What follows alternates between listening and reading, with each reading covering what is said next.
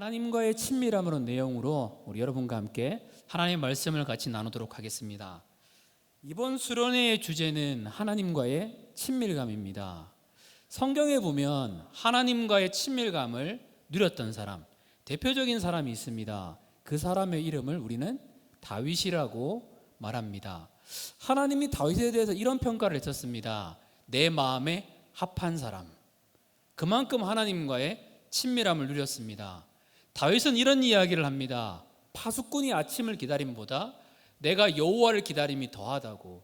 군대를 갔다 오신 분들은 대부분 알겠지만 근무를 설 때, 보초를 설 때에 시간이 정말로 잘 안 갑니다. 그런데 이 파수꾼이 아침을 기다림보다 다윗은 하나님과 얼마나 친밀했는가 하면 이 주님을 기다림이 더하도다라고 고백을 했다라는 겁니다. 그 다윗의 시, 오늘 이 본문은 이 다윗이 지은 다윗의 시입니다.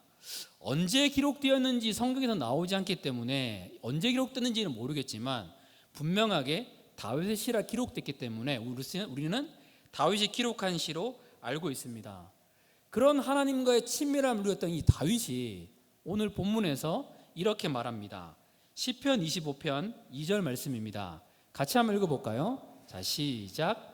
나의 하나님이여, 내가 주께 의지하였사오니 나를 부끄럽지 않게 하시고 나의 원수들이 나를 이겨 개가를 부르지 못하게 하소서.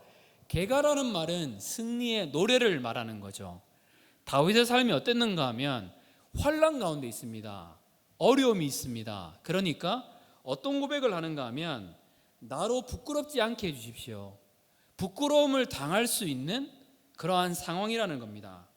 악인에게 둘러싸여 가지고 수치를 당할 수 있는 상황이 지금 다윗이 겪는 상황입니다. 그래서 악인이 승리의 노래를 부르지 않도록 하나님 나를 도와주십시오. 여기에서 다윗은 그렇게 기록하고 있다는 겁니다. 어려움이 있습니다. 해결될 기미가 보이지 않아요. 하지만 그럼에도 불구하고 다윗은 하나님을 향하고 있습니다. 시편 25편 11절에는 또 이렇게 말합니다. 같이 읽겠습니다. 여호와여, 나의 죄악이 크오니 주의 이름으로 말미암아 사하소서. 크오니 주의 이름으로 말미암아 사하소서라고 기록하고 있습니다.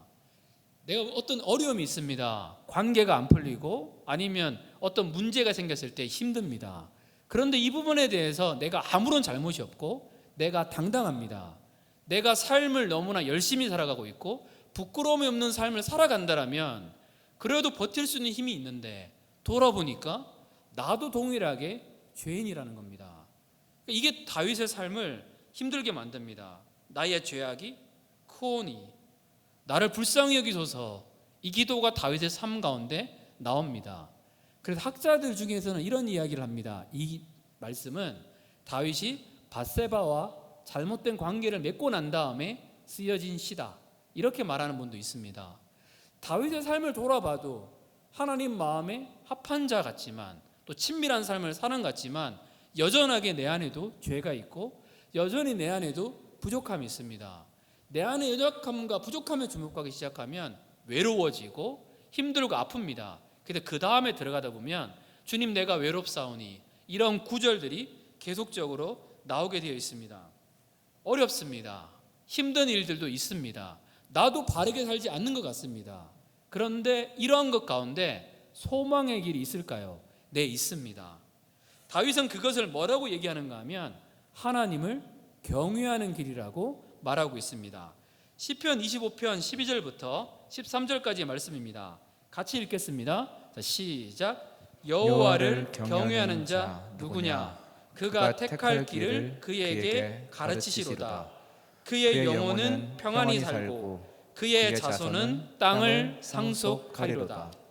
우와, 하나님을 경외하는 사람은 이러한 세상에도 불구하고 환난이 있기도 하고 기쁨도 있고 슬픔도 있고 잘못한 것도 많고 이러한 세상 가운데서도 하나님을 경외하는 자들은 많은 것을 누릴 수 있다라고 말하고 있습니다. 첫째가 무엇인가 하면 그가 택한 길을 가르치리로다, 이거를 누릴 수 있다고 얘기하거든요. 이게 무슨 말인가 하면요, 하나님의 인자하심을 누린다라는 겁니다. 우리 그런 마음 있잖아요. 주님의 사랑을 누리고 싶어요. 그런데 하나님을 경외하는 자에게 하나님 주신 선물은 하나님의 그 진리, 하나님의 그 따뜻함을 누리게 된다는 겁니다. 또 무슨 뜻이 있을까요? 가르친다라는 것은 인생의 갈림길에서 내가 어디로 갈지를 모를 때가 있습니다. 어떤 걸 선택해야 되지? 어떤 길을 걸어야 되지? 근데 하나님을 경외하는 사람들에게 하나님 주신 약속은 그 길에서, 택하신 길에서 매우 자상하고 구체적으로 하나님의 길을 안내해 주신다는 겁니다. 하나님이 있는 부르심 가운데 내가 하나님을 경외하는 마음으로 그곳에 서 있다면 하나님은 우리가 때로는 특별히 구하지 않아도 우리가 나아갈 길들을 보여주신다는 겁니다. 개인적으로는 그런 적이 있었습니다. 저는 본래 장로님이 되는 게 꿈이었었고 직장 생활하면서 있는 것도 즐거웠었습니다. 직장 생활을 하면서 재밌었거든요. 그런데 있을 때에 어느 시점에 모르겠습니다. 뭐 특별한 건 모르겠는데 하나님의 부르심이 느껴지는 거예요. 하나님이 신학으로 부르시는구나.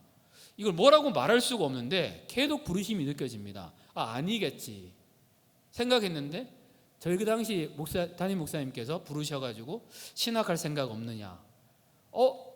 뭐지? 얘기도 한 적이 없는데 그래서 아니겠지 하는데 그날 큐티하는데 말씀에서 목회자의 길에 대해서 나오는 겁니다. 아니겠지? 전도여행을 갔는데 처음 만났던 피지 사람이 당신은 목회자입니다. 이게 뭐지? 특별하게 때로는 구하지 않아도 하나님께서 그 길을 인도하여 주신다는 겁니다. 하나님을 경외하는 사람을 선택하고 부족하고 약하지만 그 길을 걸을 때에 하나님의 길들은 주어지게 되어 있습니다. 또 무엇은 축복이 있을까요? 둘째는 이렇게 얘기합니다. 그의 영혼은 평안히 살고. 이 말은요, 전인격적으로 하나님을 경외하는 사람들은 풍성한 삶을 살아가게 된다는 겁니다. 셋째는 이렇게 말씀하십니다. 그의 자손은 땅을 상속한다. 나뿐만 아니라 하나님을 경외하는 길을 걸었던 사람의 자손까지 하나님께서는 풍성한 삶으로 이끌어 주신다는 겁니다. 그런데 이걸 성경에도 보면 아브라함에게 하신 약속이라는 뜻이 있습니다. 그래서 이 말은요, 나를 향한 하나님의 부르심이 이루어진다는 겁니다. 어떤 사람에게 이루어질까요? 하나님을 경외하는 사람. 우리 옆에 있는 사람한테 이렇게 한번 얘기할까요? 우리 하나님을 경외하는 사람이 됩시다. 이렇게 한번 얘기해 주세요. 그리고 우리 수련회의 주제가 되는 말씀입니다. 시편 25편 14절 말씀입니다. 같이 한번 읽어보겠습니다. 자, 시작. 여호와의 친밀하심이 그를 경외하는 자들에게 있으며 그의 언약을 그들에게 보이시리로다. 우와, 우리 수련회의 주제가 하나님과의 친밀함인데 하나님의 친밀함이 누구에게 있는가 하면 하나님을 경외하는 사람에게 있다라고 말해주고 있다는 겁니다.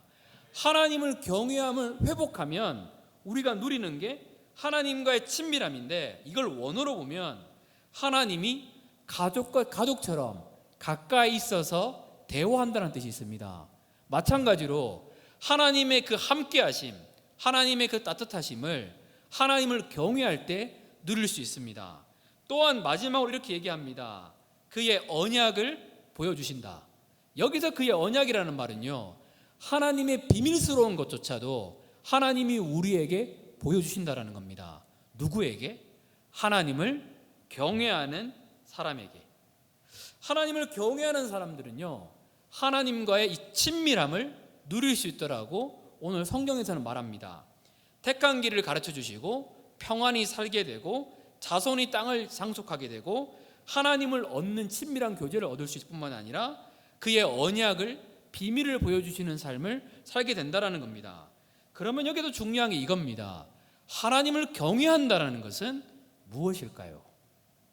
이것은 겁먹는 것이 아닙니다. 스케열 이 단어처럼 하나님에게 겁먹는 단어가 아닙니다. 이 뜻이 무엇일까요? 오늘 성경 전체를 통해서 같이 한번 살펴보겠습니다. 첫째는 같이 한번 읽어볼까요? 자, 시작. 하나님의 영광에 압도되어 하나님 앞에서 감탄하고 감격하는 것입니다. 시편 33편 8절은 우리에게 이렇게 말합니다. 같이 읽겠습니다. 시작. 온 땅은 여호와를 두려워하며 세상의 모든 거민들은 그를 경외할지어다. 네, 여기 하나님을 두려워한다 그리고 경외한다 이렇게 표현했는데, 이 두려워한다는 말이 영어로 aw라는 뜻입니다. 이 말이 뭘까요? 두려워하다는 뜻도 있지만 감탄하다는 뜻이 이 단어에는 더 많이 들어 있습니다. 하나님을 보게 되니까 우와, 이러한 감탄이 드는 것이 하나님을 경외함이라는 거죠. 우리가 아름다운 대자연을 목격할 때 여러분 그런 마음 들지 않나요? 로키 마운틴, 로키산을 봤습니다. 정상에서 로키 마운틴을 봤었을 때 우와, 이런 마음이 들지 않을까요? 그랜드 캐니언을 목격했을 때 우와, 이러한 감격이 들지 않을까요? 그 학군 사관학교 생활할 때요, 그 소위로 인간하기 전에 우연히 지나가다가 장군을 만난 적이 있었습니다. 그때는 소위만 봐도, 중위만 봐도 굉장히 높게 보였거든요. 그래서 큰 소리로 경례했는데 지나가다가 장군을 만났어요. 별 달린 장군을 만났을 때에 와, 그 마음이요, 그때 막 크게 충성하면서 크게 경례를 했던 기억이 있습니다. 그런데 그런 분이신데, 높은 장성인데 따뜻해요. 잘 지내고 있니? 딱 안아주시는데 우와, 마음이 막 우와, 이런 마음이 듭니다. 그 정도가 아니에요. 세상을 만드신 분인데, 온 우주를 만드시는 분인데 그분이 우리를 사랑해요. 이런 마음이 드는 순간 우리의 마음속에 우리도 모르게 우와, 이런 마음이 든다라는 겁니다. 이게 하나님을 찬양하는 것이고 하나님을 경외하는 자의 모습이라는 겁니다. 그분의 사랑, 그분의 성품, 그분의 거룩하심, 그분의 위대하심을 보면, 그분의 영광을 보면 우리도 모르게 우리의 마음속에 우와, 베드로가 이것을 목격하니까 자기도 모르게 이런 고백이 나옵니다. 너무 위대한 하나님 앞에 내가 서 있으니까 주님, 나는 죄인입니다. 나를 떠나소서. 이런 고백이 나올 수밖에 없다라는 겁니다. 어젯밤에 우연히 다큐멘터리를 하나 봤습니다. 다양한 은하계에 대한 다큐멘터리였거든요. 지구를 보는데 온 우주에 비해서 지구를 보니까 너무 작은 거예요. 와, 근데 이 토성을 보는데 너무 아름다운 거예요. 멀리서 보니까 지구의 9배 되더라고요. 우와. 그리고 목성을 보는데 지구의 11배나 됩니다. 여러분, 태양이 지구의 109배라는 거 알고 계십니까? 109배, 태양이요. 그런데 더 가다 보니까 알데바란이라는 행성이 있는데 태양의 무려 44배입니다. 그리고 제가 여러분하고 신방할 때 많이 인용하는, 제가 그때까지 연구했을 때 가장 큰 별인 케니스 메이저리스라는 별은 태양의 1420배가 됩니다. 이걸 이해할 수 있는 방법은 대한항공을 타고 이 끝에서 저 끝까지 가는데 무려 1100년이 걸립니다. 그런데 이 모든 우주를, 이 모든 별을 우리 하나님이 만드셨다. 여러분 어떤 마음이 들을까요? 우리 옆에 있는 사람한테 이 감격을 한번 표현해 볼까요? 우와! 이렇게 한번 얘기해 줄까요? 자, 시작. 야, 와, 별로 안 들려요. 역시 우리 고등학생들은 할 건데 우리 청년들은, 네, 우와, 이런 마음이 정말 들지 않을까요?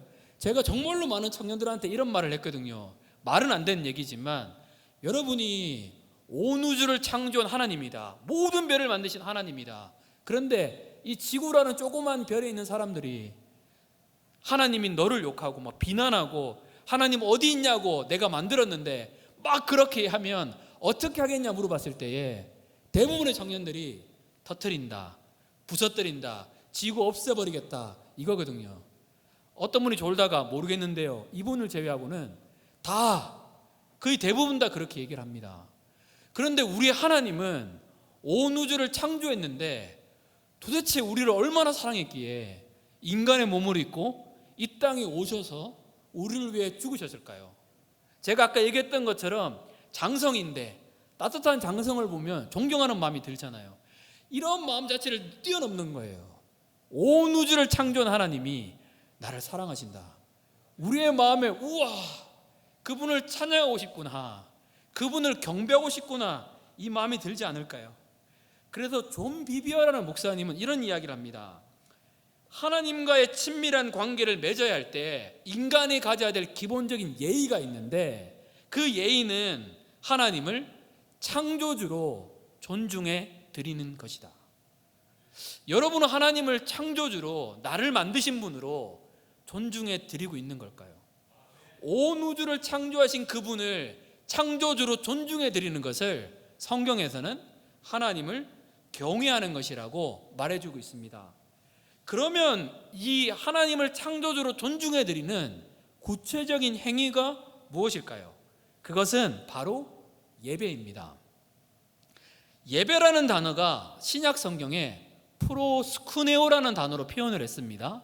근데 이 프로라는 단어는 어디를 향하여라는 뜻이 있고요, 그리고 스쿠네오라는 단어는 입맞춤이라는 뜻이 있습니다. 그러니까 예배라는 뜻은 무슨 뜻인가 하면요, 하나님께 나가서 하나님과 입맞춘다라는 겁니다. 하나님과 계속 입맞추니까 어떻게 될까요? 하나님과의 친밀한 관계를 누리게 되어 있습니다. 그래서 예배의 자리에서 멀어지면요, 예배의 감격에서 멀어지게 되면 하나님과의 친밀함에서도 멀어진다라고 고백하는 사람들이 많이 있습니다. 하나님은 최고의 존중, 창조주로서의 높임을 받지 않는 그 자리에 자신을 잘 드러내지 않으십니다. 하나님을 하나님으로 높이는 그 자리에는 하나님의 영광이 그 자리에 임합니다. 그러면 이 예배는 어떤 예배일까요? 만약에 내가 계속 예배를 드렸는데 하나님과의 친밀함을 누리지 못했다면 나는 지금 내가 드리는 이 예배를 점검해 볼 필요가 있습니다. 요한복음 4장 23절 24절에는 우리가 드려야 될 예배를 분명하게 말해주고 있습니다. 같이 한번 읽어보겠습니다. 자, 시작. 아버지께 참되게 예배하는 자들은 영광과 진리로 예배할 때가 오나니 곧 이때라. 아버지께서는 자기에게 이렇게 예배하는 자들을 찾으시느니라. 하나님은 영이시니 예배하는 자가 영과 진리로 예배할지니라. 아멘. 하나님은 예배하는 자들을 찾으십니다. 어떻게 예배하는 자들을 하나님은 찾으실까요? 분명하게 얘기합니다.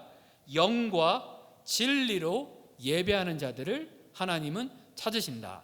이 영이라는 말을요, 헬라어로 해석을 하면 이런 뜻이 있습니다. 마음과 영혼의 중심, 내 마음의 중심으로 하나님을 예배할 때 하나님이 그 예배를 받으신다라는 거죠. 그러니까 예배를 드리러 왔는데, 예를 들어서 내가 핸드폰 하고 있다가 예배를 드리면 예배에 내 마음의 중심이 절대적으로 임할 수가 없습니다. 그런데 예배 가운데 하나님을 만난다는 그 마음, 내 마음의 중심을 하나님께 드려지고 싶어하는 마음, 하나님이 내 인생의 창조주구나, 창조주를 창조주로 대하고 싶은 마음으로 예배를 드릴 때에 하나님은 그 예배를 받아주신다라는 겁니다. 그러면 진정이라는 뜻은 무슨 뜻일까요? 헬라어로 알레테이아라는 단어인데 바인 성경사전이 있습니다. 원어를 분석한 사전인데 여기에 보면 이렇게 번역되어 있습니다. 겉으로 드러나 보이는 것의 배후, 그 밑에 깔린 진실. 그러니까 하나님을 예배할 때 하나님이 원하시는 것은 내 있는 모습 그대로라는 겁니다. 내 안에 정직한 마음입니다. 하나님께 정직한 마음으로 드려지는 그 예배를 하나님은 지금도 기뻐해 주시고 인도하여 주십니다. 하나님을 창조주로 예배한다는 것은 내 마음의 중심이 하나님께 드려지는 것이고, 그리고 중요한 것은 내 마음에 있는 모습 그대로 정직한 마음 가운데 숨김없이 하나님께 나아가는 것을 의미합니다. 대표적으로 예배를 드리는 두 부류의 청년이 있습니다. 첫 번째 부류는 주님이 나에게 베풀어 주시는 유익을 찾아서 교회를 옵니다. 이분들의 마음은 성장하면 나아지지만 이 단계에 있을 때는 하나님이 나에게 무엇을 주시느냐에만 관심이 있습니다. 하나님 나를 축복해 주세요. 내가 원하는 것을 하나님께 얻기 위해서, 내가 지옥 가지 않기 위해서 내가 예배 안 드리면 안 되니까 그렇게 예배를 드릴 수가 있습니다. 하지만 이런 다른 부류가 있습니다. 하나님이 누구인가에 대한 관심이 있어서 하나님을 찾습니다. 하나님이 어떤 분이신지에 대한 관심이 많습니다. 이것이 하나님을 경외하는 자들의 예배라는 겁니다. 이걸 쉽게 이야기하기 위해서 인간관계에 적용한다면 어떻게 될까요? 여러분이 데이트하는 목적이 그 남자가 그 여자가 돈이 많아서 돈이 많고 능력이 많아서 내가 이 사람을 데이트하고 만난다, 이렇게 하면 어떨까요? 그럴 때는 그 남자가 그 여자가 어떤 사람인지에 대해서 별로 관심이 없습니다. 어디에 마음이 갈까요? 돈에 대한 관심이 많은 거죠. 그럴 때는 두 사람의 인간관계가 원만하다거나 친밀한 관계를 누린다는 것은 생각할 수가 없습니다. 하나님께 나아가는 것도 다 마찬가지입니다. 하나님께 나아가는 것도 하나님을 원해서, 하나님을 갈망하는 마음에서, 하나님을 창조주로 대하는 마음속에서 하나님을 예배할 때에 우리의 하나님을 향한 경외함이 회복되게 되어 있습니다. 제가 필리핀에 있을 때에 이 말씀을 묵상을 했었습니다. 시편 25편 14절 말씀, 하나님을 경외하는 자들에게 하나님의 친밀함이 있나니, 이게 무슨 말일까 고민하다가 필리핀에 있을 때 이런 생각을 했었습니다. 한번 오늘 예배만이더라도 하나님을 경외하는 마음으로 한번 드려보자. 그래서 예배 시간이 7시 반인데 5시 반에 필리핀이 덥잖아요. 씻고 깨끗하게 씻고 그 다음에 양말 안 신거든요. 근데 그냥 그때는 그랬어요. 양말을 신고 예배 장소에 왔었습니다. 오니까 한 6시 되니까 예배 장소에 있겠더라고요. 그리고 난 다음에 1시간 반 동안 기도를 했었습니다. 하나님, 이 예배에 하나님을 만나고 싶습니다. 하나님, 이 예배에 하나님이 드러나게 해주십시오라고 계속 기도를 했었습니다. 그리고 기도하고 난 다음에 예배를 드리는데 이런 마음이 드는 거예요. 주변의 사람을 신경 쓰지 말자. 주변의 사람이 어떻든 간에 한번 예배를 드려보자. 그냥 내가 춤출 수 있으면 춤춰보자. 저 춤 엄청 못 추거든요. 그런데 그때 춤췄어요. 그냥 사람들 옆에 안 보이더라고요. 그때는 집중하니까 사람들이 안 보여줬어요. 무릎 꿇고 싶으면 무릎 꿇고요. 손 들고 싶으면 손 들고요. 그렇게 예배하는데 하염없는 눈물이 흐르기 시작하는 거예요. 그리고 갑자기 말씀이 뜨거워지면서 영혼 깊은 곳 가운데 울리는데 이 말씀입니다. 여호와를 경외하는 자에게 하나님의 친밀함이 있다. 마찬가지입니다. 우리의 예배가 정말로 하나님을 그리워해서 하나님을 알고 싶어서 기도한다면 하나님의 놀라운 역사가 우리의 삶 가운데 이루어집니다. 저희 청년부는 예배 전에 12시, 지금 12시에 모였는데 이제 12시 15분에 모이기로 했거든요. 12시 15분부터 1시까지 모여서 예배를 위해 기도합니다. 만약에 우리 청년들에게 이것이 있잖아요. 한 3개월만, 길게 6개월만 습관을 내기 시작하면 여러분의 예배는 달라지게 되어 있습니다. 기도하고 예배를 드렸을 때와 기도하지 않고 예배를 드렸을 때는 극과 극이 있습니다. 우리 옆에 있는 사람한테 이렇게 고백하겠습니다. 하나님을 경외하는 우리 예배를 회복합시다. 이렇게 한번 얘기해 주세요. 네, 감사합니다.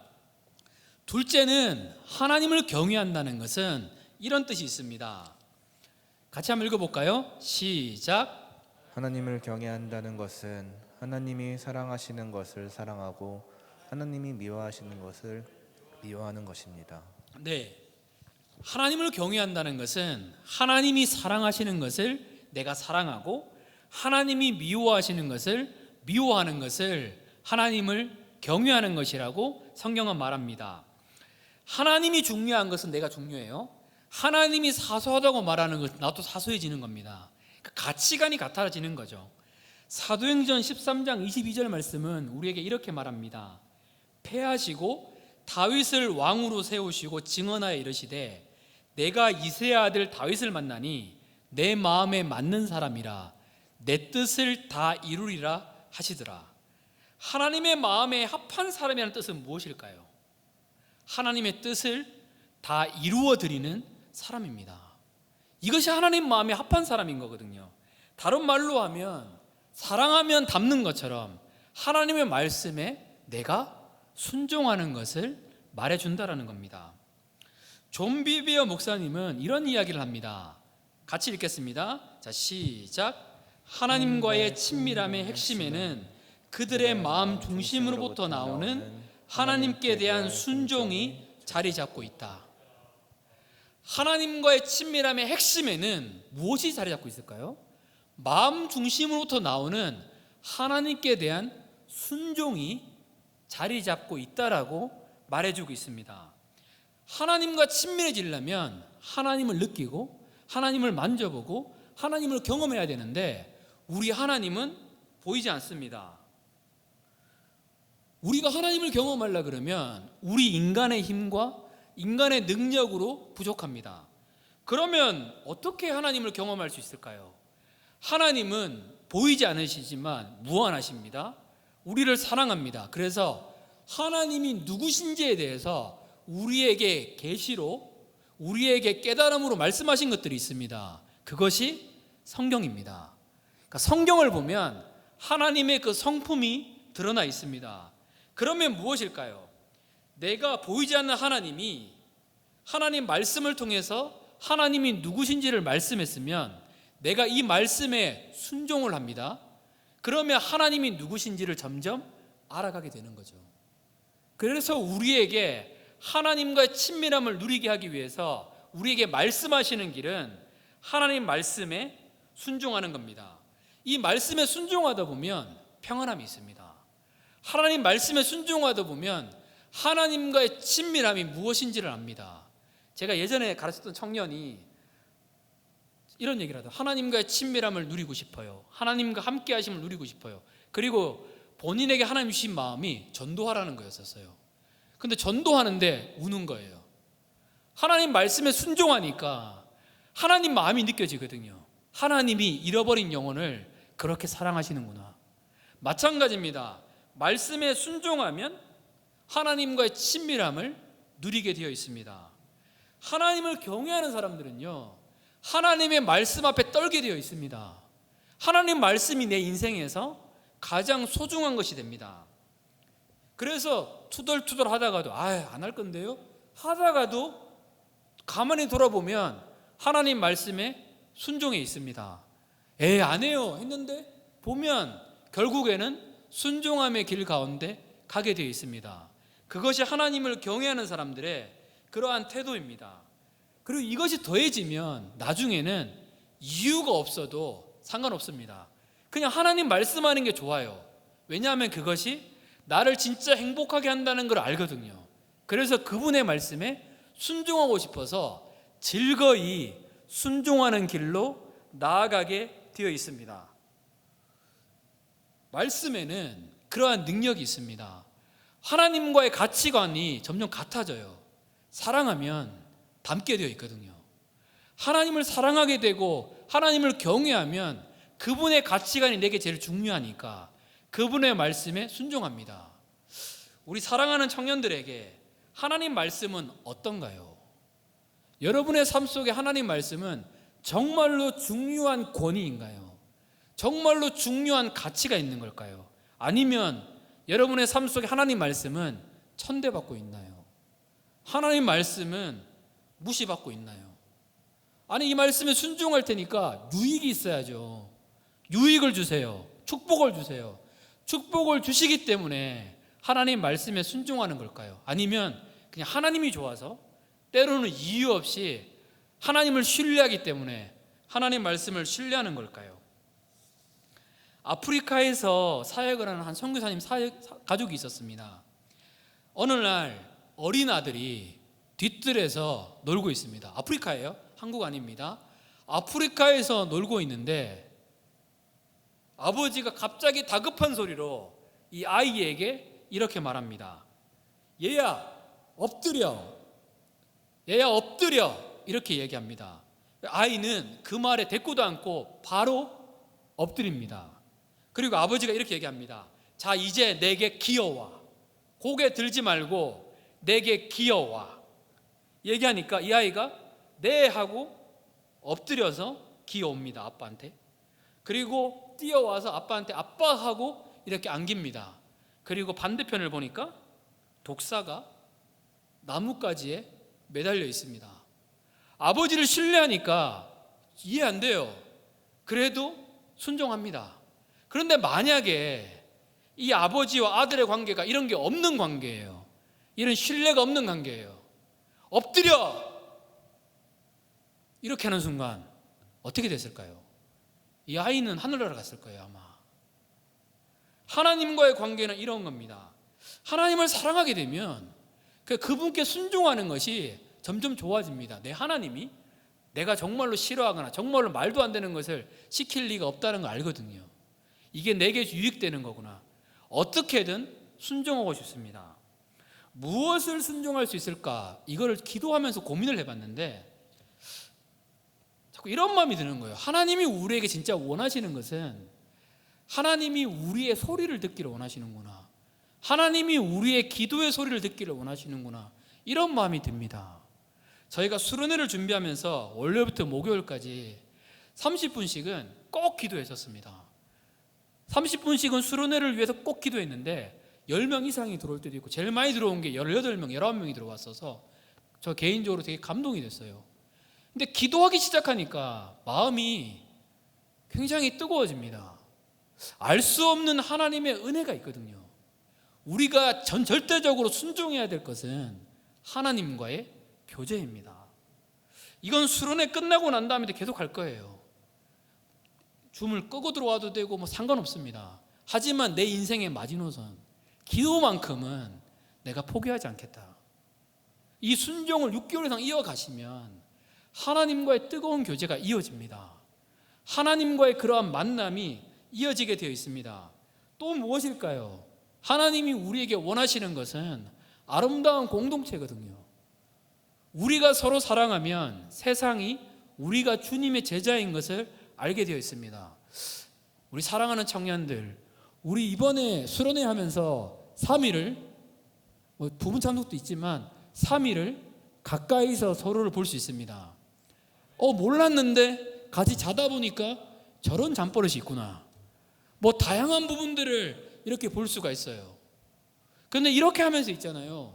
저는 개인적으로 사람과의 친함은 자연스러움인 것 같아요. 서로 그냥 이렇게 하다 보면서 긍정적으로 생각하는 거거든요. 서로 부딪히다 보면 친해집니다. 그래서 저도 수련회 때는 아무리 무슨 일 있어도 웬만하면 짜증을 안 내요. 평상시도 안 내려고 애를 쓰는데 짜증 안 내요. 그냥 덮어주려고 하거든요. 우리도 마찬가지예요. 그렇게 하다 보면 수련회가 굉장히 재밌습니다. 저 어떤 분이 물어보시더라고요. 수련회 피곤하실 건데 수고하세요. 그래서 제가 이렇게 얘기했었어요. 아니요. 2박 3일 동안 저 휴가 가는 것 같다고. 너무 재밌는 수련회를 기대하고 있어요. 수련회 굉장히 즐겁거든요. 하나님께 마음껏 기도할 뿐만 아니라 우리 청년들이 레크레이션도 그렇고 수준이 높아요. 그렇다고 기대감을 너무 높게 해가지고 인도하는 사람을 힘들게 하면 안 돼요. 하지만 지금까지 했던 걸 보면 너무 재밌어요. 우리 계곡도 사실 기대가 되고 계곡에 성경을 가지고 가는 어떤 분도 있을까봐 걱정은 되는데 제가 그럴 것 같아요. 네. 저 옆에서도 같이 말씀 묵상해도 되고요. 이걸 준비하면서 오늘도 새벽에 5시 반 일어나니까 11시에 잤나? 자고 5시 반 일어나니까 카톡이 84개가 와 있어요. 우리 임원들, 가족장들 정말로 준비 많이 했거든요. 근데 아무리 준비해도 빵꾸 날 수가 있어요. 근데 그럴 때에 제가 섬기겠습니다. 이런 태도는 공동체를 튼튼하게 만듭니다. 제가 DTS 했을 때에 루포라는 호주 사람이 있었어요. 근데 그분 기억나는 건 이거예요. 오늘 큐티 나눌 사람 저요. 맨날 나와요. 설거지할 사람 저요. 이분 때문에 이 공동체가 따뜻해져요. 와서 그렇게 잘하고 이런 건 아니었거든요. 그런데 그러한 태도 있잖아요. 적극적인 것. 저요. 우리 수련회 하면서 그렇게 임했으면 좋겠어요. 이번에 정말로 친해질 수 있는 기회잖아요. 좀 어색함이 사라지고 따뜻한 형, 따뜻한 누나, 따뜻한 오빠, 따뜻한 동생, 그런 즐거운 수련회가 됐으면 좋겠습니다. 그 은혜가 우리 청년들에게 가득하시기를 축복합니다. 마지막 셋째는 무엇일까요? 하나님을 경외하는 것은 항상 하나님을 찾는 것입니다. 같이 읽겠습니다. 자, 시작.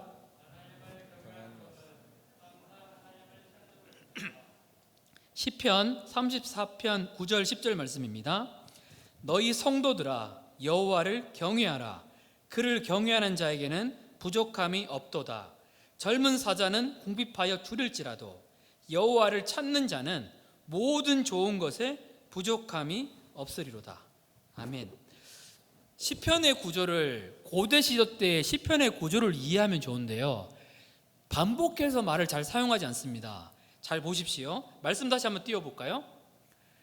너희 성도들아 여호와를 경외하라고 얘기를 했잖아요. 그를 경외하는 자에게는 부족함이 없어요. 10절에도 동일하게 얘기합니다. 모든 좋은 곳에 부족함이 없다. 동일한 거거든요. 그런데 여호와를 경외하는 길을 다르게 표현하고 있어요. 10절에는 무엇을 표현할까요? 여호와를 찾는 자요.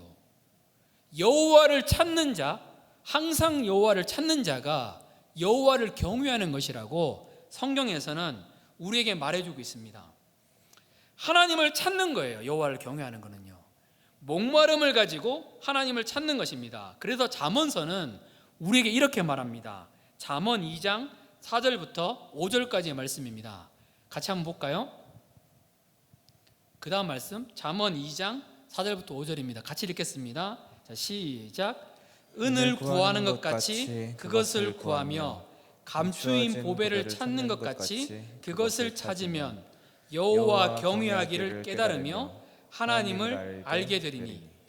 은을 구하는 것 같이 그것을 구하면, 감추인 보배를 찾는 것처럼 그것을 찾으면 여호와 경외하기를 깨닫는데요.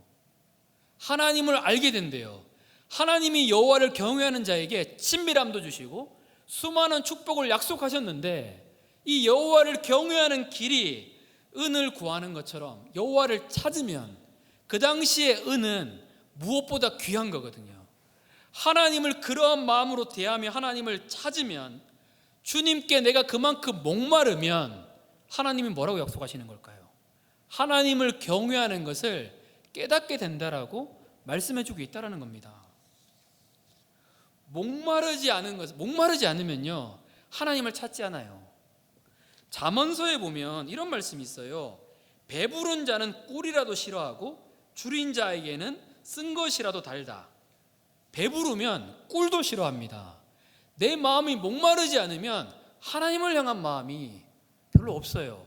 그런데 어떤 분은 뭘 가지고 있으면 목마르지 않는 것이 아니냐 이렇게 말하는데, 그렇지 않아요. 성경에 나온 다윗은 권력과 부와 명예가 많은 사람이었습니다. 그런데 다윗이 이렇게 말합니다. 시편 86편 1절 말씀입니다. 저희 같이 읽겠습니다. 자, 시작. 여호와여 나는 가난하고 궁핍하오니 주의 귀를 기울여 내게 응답하소서. 다윗이 이렇게 얘기합니다. 모든 걸 가지고 있잖아요. 왕이고 부도 있고 명예도 있고 능력도 있는데, 여호와여 나는 가난하고 궁핍하오니 내게 응답하소서. 하나님을 향한 목마름은요 하나님을 찾게 만듭니다. 하나님이 목마른 거예요. 하나님을 알고 싶은 거예요. 하나님이 목마를 때에 주변 사람이 보일까요? 안 보여요. 하나님을 찾고 싶거든요. 주변 사람의 반응은 중요하잖아요. 그냥 내가 하나님 앞에 예배하는 겁니다. 그러면 하나님을 경외하는 삶이 회복되어집니다. 하나님이 나에게 이런 말씀하실 때가 말씀한다고 한번 해보세요. 아무도 손을 들지 않는데 나는 손을 들고 찬양하기를 원한다, 이런 마음이 들었어요. 그런데 아무도 들지 않는 그곳에 손을 드는 그곳 가운데 하나님이 경외함이 있는 거거든요. 하나님의 임재가 그 가운데 임하는 겁니다. 하나님만 보는 거예요. 목마르니까요. 하나님과의 친밀함을 추구하느냐 안 하느냐 결정적인 요소는 우리의 영적인 입맛이 당기느냐 안 당기냐라는 부분에 있다라는 겁니다. 스포츠에 목마른 사람은요 스포츠 이야기만 해요. 야구에 목마른 사람은요 야구의 이야기에 모든 걸 다 얘기를 해요. 야구 얘기 나오면 말이 나오거든요. 어떠한 지식이 좋은 사람, 어떠한 춤이 좋은 사람, 그 얘기만 나옵니다. 나오면 그 얘기만 합니다. 성경을 읽어도 머리에 들어오지 않아요. 말씀을 읽어도 무슨 말인지를 모르겠어요. 신앙생활 자체가 자연스럽지가 않기 때문이거든요. 혹시 우리 청년들, 성도님들은 누군가 친밀한 관계를 맺을 때 가장 중요한 게 뭐라고 생각하십니까? 내가 자연스러워지는 거거든요. 내가 익숙해지는 겁니다. 자연스러워지고 익숙해지면 그 사람 말이 다가와요. 아, 농담이구나. 어떠한 이야기구나 다가오게 되어 있습니다. 하나님과의 관계도 마찬가지입니다. 성경을 본 적이 없어요. 갑자기 성경 말씀 듣는데 하나님의 말씀이 들릴까요? 갑자기 기도하는데 그 기도가 들릴까요? 물론 하나님은 놀라우시기 때문에 그럼에도 불구하고 역사하여 주십니다. 하지만 진짜 하나님께 나가는 길들은 하나님의 소리가 우리에게 익숙해져야 돼요. 하나님의 말씀이 우리에게 익숙해집니다. 하나님의 언어가 내게 자연스러워지기 시작하면 하나님과의 그러한 친밀한 관계가 이루어지게 되어 있습니다. 그래서 우리는 하나님께 끊임없이 나가는 것이 중요합니다. 끊임없이 하나님을 추구하는 그 길 가운데 하나님의 놀라운 은혜가 있습니다. 다니엘 킴이라는 선교사님이 있어요. 근데 이 선교사님이 공부를 잘 못하셨어요. 그런데 어느 날 기도하다가 공부하고 싶은 마음이 들어가지고 공부를 하는데 제일 힘든 게 이거였었어요. 딴 게 힘든 게 아니라 책상에 못 앉아 있겠다라는 거예요. 책상에 30분만 앉아 있으면 일어나고 싶어요. 못 앉아 있겠다라는 거예요. 그래서 기도하다가 계속 기도했던 게 하나님, 공부 안 해도 책상에 하루에 3시간 앉아 있게 해주십시오. 기도했거든요. 그리고 자꾸 일어나고 싶어요. 그런데 3시간 앉아 있어요. 연습하다가 3시간 앉아 있는 게 습관이 되기 시작하니까 조금 지나니까 공부가 돼요. 책상에 앉아 있으니까 딴 일 할 게 없잖아요. 공부가 돼요. 영적인 것도 마찬가지입니다. 우리는 영적인 근육을 키우는 게 필요해요. 어느덧 영적인 근육이 없어요. 근육이 목마르면 어떻게 될까요? 하나님을 구해지지 않아요. 하나님께 나가지가 않는 거거든요. 하나님께 나가는 영적인 근육이 내게 만들어집니다. 예배는 내게 생명이다. 난 예배에 모든 걸 걸겠다. 내가 기도하는 것에 있어서만큼은 양보하지 않겠다. 이러다 보면 내 안에 영적인 근육이 만들어지기 시작합니다. 그러면 하나님의 언어가 자연스러워집니다. 어느 순간 나도 모르게 그분의 말씀이 생명처럼 들려집니다. 이렇게 단 말씀이었는데 내가 왜 몰랐을까? 그 하나님과의 그 목마름이 있어서 하나님을 찾는 그런 수련회가 되시기를 축복합니다. 우리 같이 기도하겠습니다. 하나님은 누구보다 우리와 친밀함을 원하십니다. 하나님은 우리 너무 사랑하거든요. 그냥 하나님 보면, 온 우주를 창조한 하나님 보면 우와, 눈물이 날 수밖에 없고, 그 하나님 보면 웃음이 나올 수밖에 없고, 하나님 예배하고 싶어요. 하나님 기도하고 싶어요.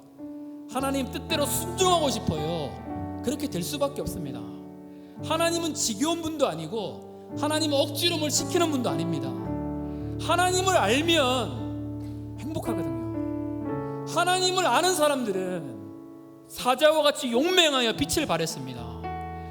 그래서 우리가 무엇보다 기도해야 될 것은 하나님 우리에게 지혜와 계시의 영을 부어주셔서 하나님 알게 해주십시오. 나를 그토록 사랑하시는 하나님 경험하게 해주십시오. 내가 그분께 사랑한다고 고백합니다. 하나님과의 그런 감격에 빠질 수 있도록 도와달라고 우리 주여 한번 주시고 주님께 같이 기도하겠습니다.